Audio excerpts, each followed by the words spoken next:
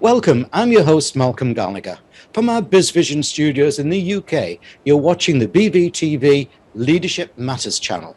Now, regular viewers will know that here at BizVision, our theme for the first half of 2021 is the word awaken. Awaken to opportunity, awaken to growth, awaken to an altered world. Sadly, so many business leaders are choosing what they may regard as a less risky strategy and are staying hunkered down in their bunker. That may be to their future regret. Opportunity to grow, to scale, to bounce ahead is there. But I believe it will take what I call new leadership to achieve it. So let's find out today what that new leader and that new company will look like and act. My guest today grew Madagascar Oil from scratch to a $1.25 billion company. And that's just one of his many business growth achievements. But it's about his involvement as director of global Li-Ion I want to talk to him about today. Let me tell you about the company. Global Li-Ion Graphite intends to become a principal supplier of graphite to the rapidly growing lithium-ion battery industry, including the likes of Tesla's expansive Nevada Gigafactory and others which are slated to open globally. There's a huge factory just about to be opening soon here in Northumberland, just a matter of miles away from where I'm sitting talking to you. So it's real, of this movement, awakening stuff. Oh, and he's the co-owner of Historic Burke's Peerage, which I've checked and I'm not in it. But let's go talk leadership and graphite with Sam Malin. Welcome, Sam. Very happy to be here. Thank you for having me on the show. Yeah. Now, Sam, I've got to ask you a question just before we go in. You're in Kent today, in England. I know you're regularly traveling because, as we just discussed, you like quarantining. But viewers are going to ask me later on, why isn't there a picture in the frame behind you? Well, that is a very good question, and it's in order to cause people to ask that question. You see, if there was a picture there, nobody would take any notice of the frame. Oh, okay. All right. It's not that you just needed to sell the picture to fund this new business, is it? Well, actually, it was probably one of my wife's pieces of art at some point. Right. So, yeah, actually, sometimes the frames are better than the pictures, aren't they? Oh, okay. Sam, I'm delighted that you're guesting here on our flagship BV-TV Top Leadership Matters channel. Now, in this show, I'll be talking to Sam about what's going on in the current world and leadership in three parts. First, I'll ask him, what's the state of play in the world of electronic vehicles and the provision of batteries for them? What part does graphite play? In part two, we'll move to talking about the need for the change to electric. Is it just because of planet impact, or are there many more reasons that we're not quite aware of? In part three, we'll talk graphite, the core mineral. How does his company aim to be the leader in its supply? What challenges will they be facing? And is graphite likely to become a limited resource like oil? Sam, though, before we get into our three-part talk, can you please briefly introduce yourself to my viewers and listeners? Who is Sam Malin, and all of your terrific business experience? Where does your passion lie? All right. Well, I suppose I'm quite polymathic. I'm involved in various different businesses, as you've mentioned, and some of them are not the sort of traditional extractive industries side. But to put it simply, by training, I'm an engineer. So I enjoy problem solving, and I guess solving genealogical trees might be part of that. But actually, no, I enjoy problem solving, and that's expressed through the engineering degree. I'm a geological engineer by training, and I enjoy problem solving within the context of the pressures that we have in the business world, and at the same time adapting to the realities of society around us and of the societies in which the companies that I've created are active. And the mining activities tend to be in East Africa, Western Indian Ocean, and of course there's some very interesting cultural contexts there that we have to work with. So there are multiple problems which can be solved on multiple different levels. So I guess I'm passionate about problem solving, but solving useful problems and making a useful contribution. It sounds like, Sam's not happy unless there's a problem to solve. There is some truth in that, yes. And in fact, for that reason, I rarely relax, because I'm always looking for something that needs to be looking for the problem. And as we always say up here, there's no problem, only opportunity. Sam, let's start our talk in part one. What's the state of play in the world of electronic vehicles and the provision of batteries for them? Have we got the 1 million mile battery yet? And can there ever be a battery powered passenger jet that's going to take the same as EasyJet can do now? What part does graphite play in all of this? Well, obviously there's two fundamental questions there. So in terms of state of play, batteries are obviously key importance to the attractiveness of vehicles, whether they be cars or planes. Clearly, particularly with aircraft, because you don't want to be running out of power at 30,000 feet.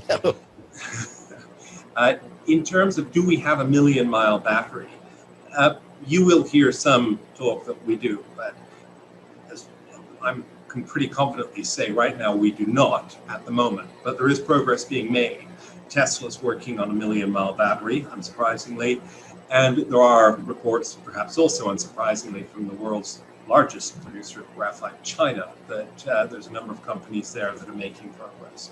So we're not quite there on the 1 million mile battery, but we are under a lot of pressure to get there, because many of the world's largest economies, well, actually most of the world's largest economies for that matter, have made commitments to move to electric vehicles, which will require batteries. And what does that mean for graphite? Well, graphite, just a very brief little bit of science. Graphite's unusual in that it's not a metal. People talk about energy metals and battery metals, and they often lump graphite in, but it's not a metal. But it's unusual in that it conducts electricity. And in a lithium-ion battery, for example, typically there's 10 to 20 times more graphite than lithium. So, and graphite is also used in other batteries. There are competing uses for graphite as well. It's used in industry, steel manufacture, in many other applications. But graphite is a very important component in most battery technologies. I'm fascinated with electronic vehicles, and obviously there's a problem with people worrying about range worry, and isn't there? Especially if you get stuck in a traffic jam. And so, are we getting over those fundamental, basic, let's just call them, almost baby problems, as we're learning, as we're moving forward? Well, yes, some of them. I mean, of course, one of the initial problems was the availability of electrical recharging points. Yeah. So that seems to be being solved to some extent. There are still issues around electrical charging points. They're not available everywhere in developed countries, and even less in underdeveloped countries. Also, there's price differences. I mean, you can find charging points that are free of charge and charging points that cost 4 times what you're expecting. So there are issues around that. There are other basic issues. The reliability and safety of batteries in electric vehicles has improved. There are still occasional issues with overheating of batteries, and that's something that's being worked on. But I would say you touched correctly on the fundamental point, which is range. Well, I say that's a fundamental point. Of course, cost is also a fundamental point, that they're interlinked. Yeah, excellent. Sam, before we move to part 2, I'd just like to remind viewers and listeners of your website URL, and let me spell that out for listeners as well. And it is Global I. Now, let me just say that's GROBALI hyphen, and then we're talking about the second part, Ion, ION, graphite.com.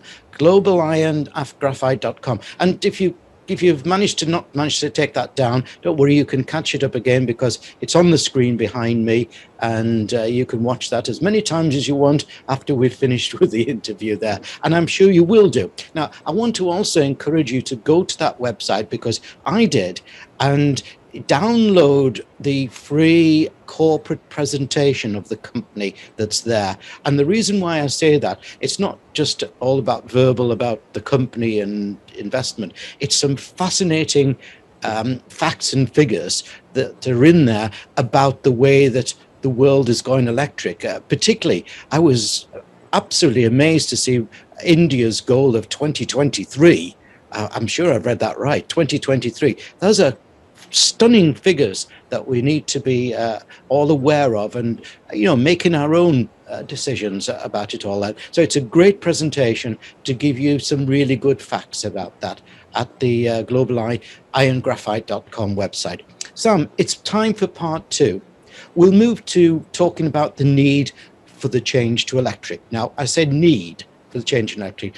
It's not just because of planet impact, is it? Or what are the other reasons?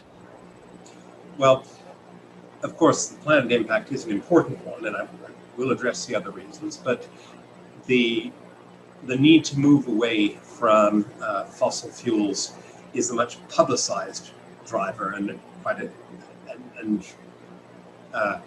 chimes with the emotional need. But there are practical needs as well. One is portability.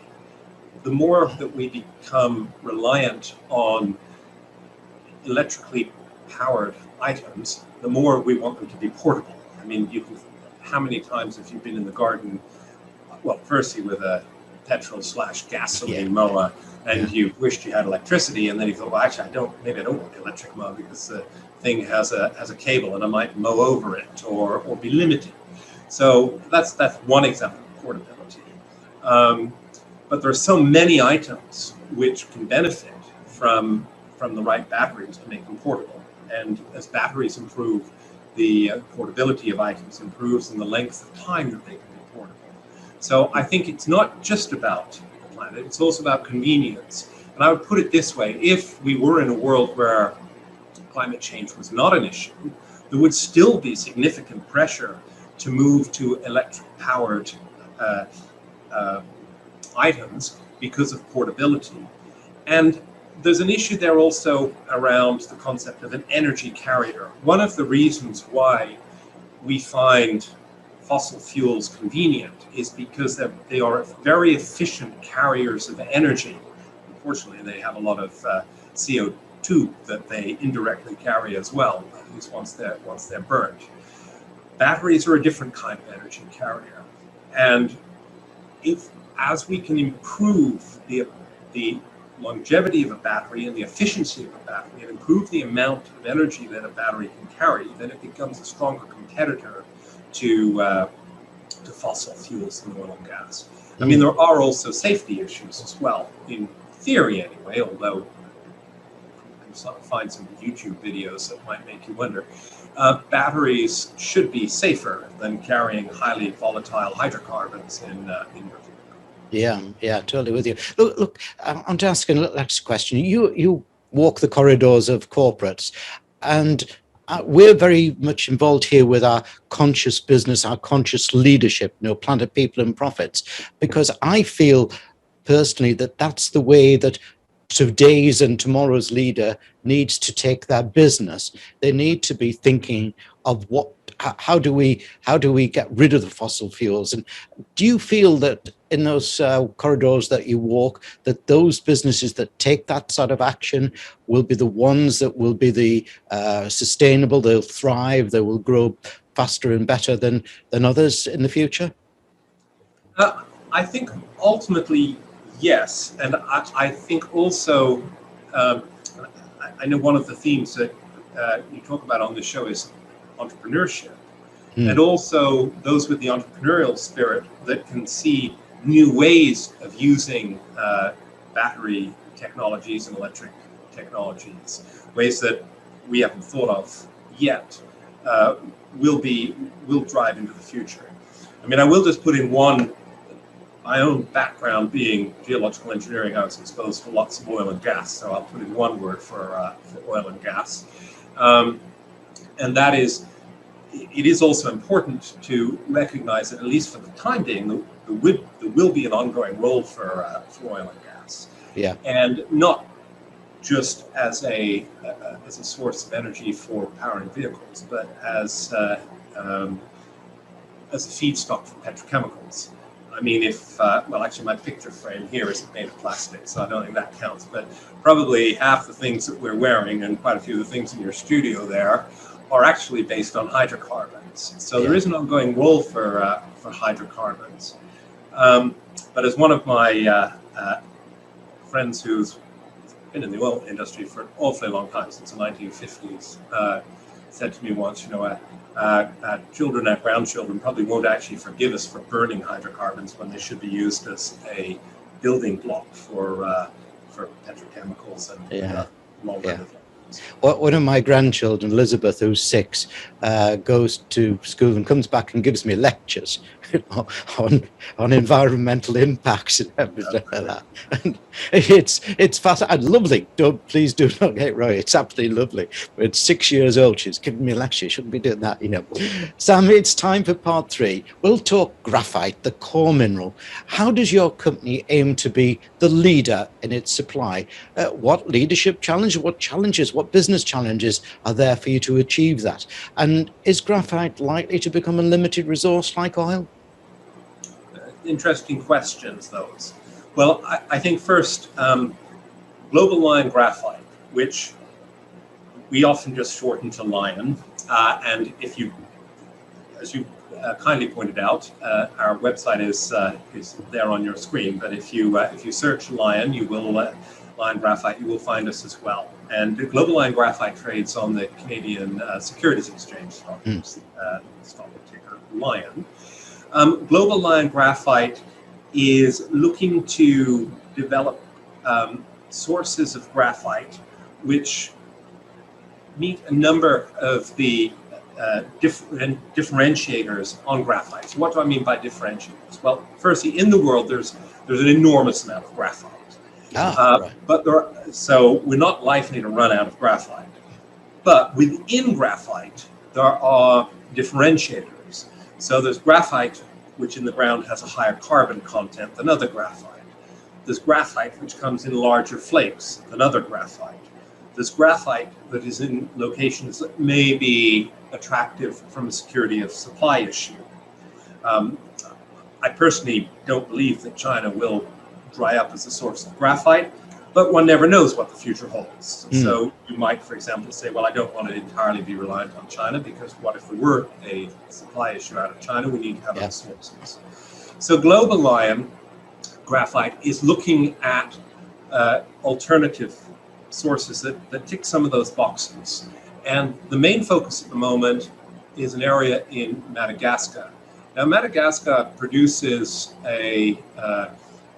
has produced over the last 100 years, actually, a significant amount of the world's graphite. And there's been ebbs and flows. And that's really been for industrial uses, because the demand for graphite for batteries simply hasn't been so strong.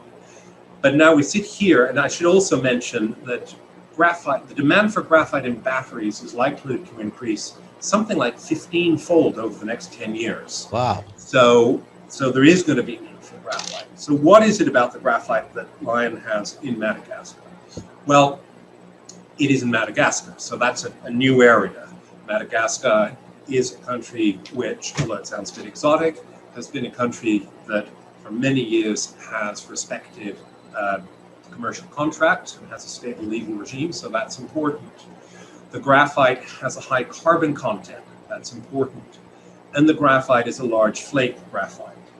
Now here you may have some viewers who say, oh, well, you don't need large flake graphite, because in China they can produce artificial large flakes from small flakes or even powder.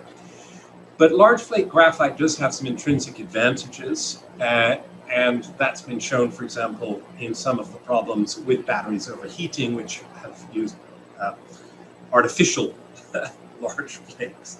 So there are intrinsic advantages to particular kinds of graphite.